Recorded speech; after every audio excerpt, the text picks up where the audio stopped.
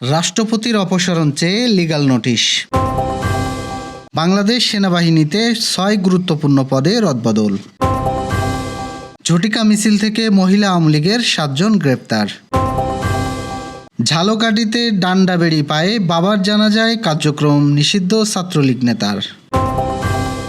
মোড়েলগঞ্জে সুপেয় পানি সংকট দূরীকরণে পুকুর খনন উদ্বোধন।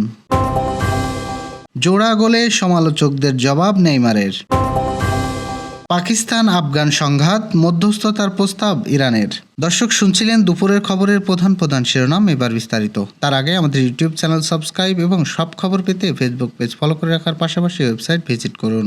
রাষ্ট্রপতি মোহাম্মদ শাহাবুদ্দিনকে সরিয়ে নতুন রাষ্ট্রপতির নাম ঘোষণা করতে সরকারের সংশ্লিষ্টদের প্রতি লিগ্যাল নোটিশ পাঠানো হয়েছে। ভোলার আবদুল্লাহ আল মাহমুদের পক্ষে আইনজীবী ASM শাহরিয়ার কবির গত বুধবার এ নোটিশ পাঠান।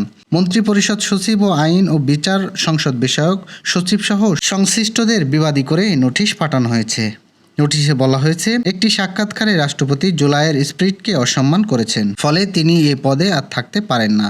তার আমলে 2024 সালে ডামি নির্বাচন নামে পরিচিত 12তম সংসদ নির্বাচন অনুষ্ঠিত হয়েছে। এমত অবস্থায় তিনি শপথ ভঙ্গ করেছেন। এ অবস্থায় নতুন রাষ্ট্রপতির নাম ঘোষণা করে তাকে ত্রয়োদশ সংসদের প্রথম অধিবেশনের উদ্বোধনী ভাষণ দেওয়া হবে বলে উল্লেখ করায় লিগ্যাল নোটিশে 24 ঘন্টার মধ্যে বিষয়ে যথাযথ পদক্ষেপ না নিলে রিট করার কথা বলা হয়েছে নোটিশে। বাংলাদেশ সেনাবাহিনীর 6ষ্ঠ পর্যায়ে আরও 6টি গুরুত্বপূর্ণ পদে রদবদল আনা হয়েছে। বৃহস্পতিবার সেনা দপ্তর থেকে এক সংক্রান্ত আদেশ জারি করা হয়। প্রতিরক্ষা মন্ত্রণালয় ও সংশ্লিষ্ট সূত্রে বিষয়টি নিশ্চিত করা হয়েছে।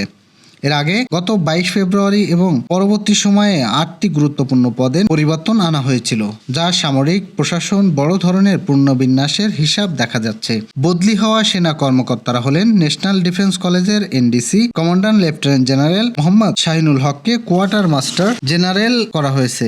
QMGর দায়িত্ব পালন করে আসা লেফটেন্যান্ট জেনারেল ফৈজুর রহমানের স্থলাভিষিক্ত হবেন লেফটেন্যান্ট শাহিন। লেফটেন্যান্ট জেনারেল ফৈজুরকে NDCতে বদলি করা হয়েছে। এছাড়া সামরিক বিজ্ঞান ও প্রযুক্তি ইনস্টিটিউটের মেজর জেনারেল নাসিম পারভেজকে চাকরি স্বরাষ্ট্র মন্ত্রণালয়ে ন্যস্ত করা হয়েছে। মেজর জেনারেল মোহাম্মদ হোসেন আল মোর্শেদকে 19 পদাতিক ডিভিশন থেকে সেনাবাহিনীর এক্সিকিউটিভ জেনারেল করা হয়েছে। এছাড়াও অ্যাডজুটেন্ট জেনারেল হিসেবে দায়িত্ব পালন করে আসা মেজর জেনারেল মোহাম্মদ হাকিমুজ্জামানকে MISTর কমান্ডার করা হয়েছে। 66 পদাতিক ডিভিশনের GOC major general Mohammad Kamrul হাসানকে লজিস্টিকিয়ার GOC হিসাবে বদলি করা হয়েছে। রাজধানীর ধানমন্ডিতে ঝটিকা মিছিল থেকে রাজনৈতিক কার্যক্রম নিষিদ্ধ আওয়ামী লীগের অঙ্গ সংগঠন মহিলা আওয়ামী লীগের 8 জনকে আটক করেছে পুলিশ। শুক্রবার বেলা 6টার দিকে ধানমন্ডি 3 নম্বর রোড এলাকা থেকে তাদেরকে গ্রেপ্তার করা হয়। পুলিশ ধানমন্ডি অঞ্চলের জ্যেষ্ঠ সহকারী কমিশনার শাহ মোস্তফা তরিকুজ্জামান গ্রেপ্তারের বিষয়টি নিশ্চিত করেছেন। তিনি বলেন, 6টার দিকে মুজিব প্রেমিক বাংলা নারীরা ব্যানারে মুজিব আওয়ামী লীগের 20-25 জন নেতাকর্মী মিছিল বের করে। মিছিলকারীরা বিভিন্ন স্লোগান দিয়ে ধানমন্ডি 3 নম্বর রোড অতিক্রম করছিলেন।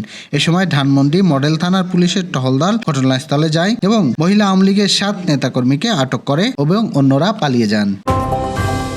বাবার জানাজায় অংশ নিতে প্যারোলে মুক্তি পেয়েছেন নিষিদ্ধ ঘোষিত ছাত্রলীগের নেতা রাকিবুল ইসলাম। পায়ে ডান্ডাবাড়ি পড়া অবস্থায় জানাজায় অংশ নেন তিনি। বৃহস্পতিবার বিকেলে ঝালকাঠি নলছিনি উপজেলার সাবিতপুর বাবার জানাজায় অংশ নিতে প্যারোলে মুক্তি পেয়েছিলেন নিষিদ্ধ ঘোষিত ছাত্রলীগ নেতা রাকিবুল ইসলাম। পায়ে ডান্ডাবেড়ি পড়া অবস্থায় জানাজায় অংশ নেন তিনি। বৃহস্পতিবার বিকেলে ঝালকাঠি উপজেলার সাবিতপুরের নিষিদ্ধ ঘোষিত ছাত্রলীগের কারাবন্দী এক নেতা প্যারোলে মুক্তি পেয়ে তার বাবার জানাজায় অংশ নিয়েছেন। এ সময় তিনি পায়ে ডান্ডাবেড়ি পড়া অবস্থায় ছিল। ছাত্রলীগের ওই নেতার নাম রফিকুল ইসলাম। তিনি উপজেলার সবিতপুর ইউনিয়নের ছাত্রলীগের সাংগঠনিক সম্পাদক। বৃহস্পতিবার সন্ধ্যায় উপজেলার সবিতপুর ইউনিয়নের কমদেবপুর গ্রামে রফিকুল ইসলামের বাবা মোশাররফ জমাদ্দারের জানাজা অনুষ্ঠিত হয়। পরে পারিবারিক কবরস্থানে তাকে দাফন করা হয়।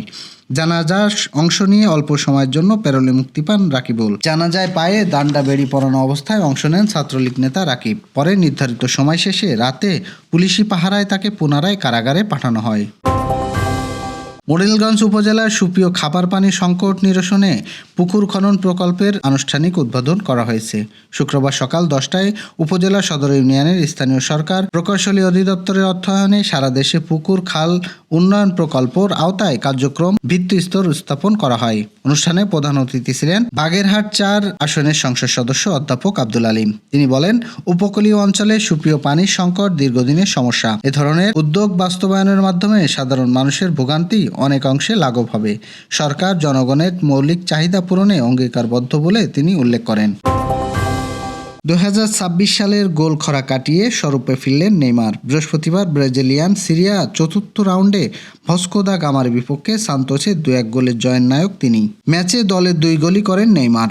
ম্যাচ শেষে সমালোচকদের জবাব দিতে গিয়ে নেইমার বলেন, গত সপ্তাহে তারা বলেছিল আমি বিশ্বের সবচেয়ে বাজে খেলোয়াড়। আজ আমি 2 গোল করেছি, সেটাই গুরুত্বপূর্ণ, এটাই ফুটবল। একদিন আপনি খারাপ খেলোয়াড়, আসবে অবসরের কথা, পরের দিন সবাই বলবে আপনাকে বিশ্বকাপ জেতাতে হবে। 2026 সালের শুরুতে অস্ত্রোপচারের পর সম্প্রতি মাঠে ফেরেন নেইমার। এতে চলতি বছরে তার 3য় ম্যাচ এবং দ্বিতীয় পূর্ণ 90 মিনিট খেলা। তিনি জানান, ম্যাচ শেষে তার কিছুটা পেশিতে টান অনুভব করলেও তার স্বাভাবিক প্রক্রিয়ার অংশ। ব্রাজিল জাতীয় দলের কোচ কার্লো আনচেলত্তি আগেই জানিয়েছেন, নেইমার পুরোপুরি ফিট থাকলে আসন্ন বিশ্বকাপে দলে তাকে বিবেচনা করা হবে। পাকিস্তান ও আফগানিস্তানের মধ্যে সংলাপ এগিয়ে নিতে সহায়তার প্রস্তাব দিয়েছে ইরান। দেশটির পররাষ্ট্রমন্ত্রী আব্বাস আরঘসি এক্সকে দেওয়া এক বিবৃতিতে বলেন, তেহরান 2 দেশের মধ্যে সংলাপ সহায়তা করতে প্রস্তুত রয়েছে। তিনি আরও আহ্বান জানান, পাকিস্তান ও আফগানিস্তান জেনে সুপ্রতিবেশী সুলভ মনোভাব আলোচনার মাধ্যমে তাদের মতপার্থক্য সমাধান করে। সীমান্ত উত্তেজনা বাড়তে শুরু করার পর এর আগেও ইরান 2 বার মধ্যস্থতার প্রস্তাব দিয়েছিলেন। বিশ্লেষকদের মতে, আঞ্চলিক স্থিতিশীলতা রক্ষায় ইরানের এই উদ্যোগ গুরুত্বপূর্ণ হতে পারে। সীমান্ত হামলার জেরে আফগানিস্তান জুড়ে বোমা হামলা চালাচ্ছে আফগানিস্তান। দেশটির প্রতিরক্ষা মন্ত্রী জানিয়েছেন, এখন প্রকাশ্যে যুদ্ধ চলবে। এরই মধ্যে 2 পক্ষের ব্যাপক হতাহতের কথা জানিয়েছেন। দর্শক, এই ছিল দুপুরের আয়োজন। সন্ধ্যার খবর দেখার আমন্ত্রণ রইল। এতক্ষণ সাথে থাকার জন্য ধন্যবাদ।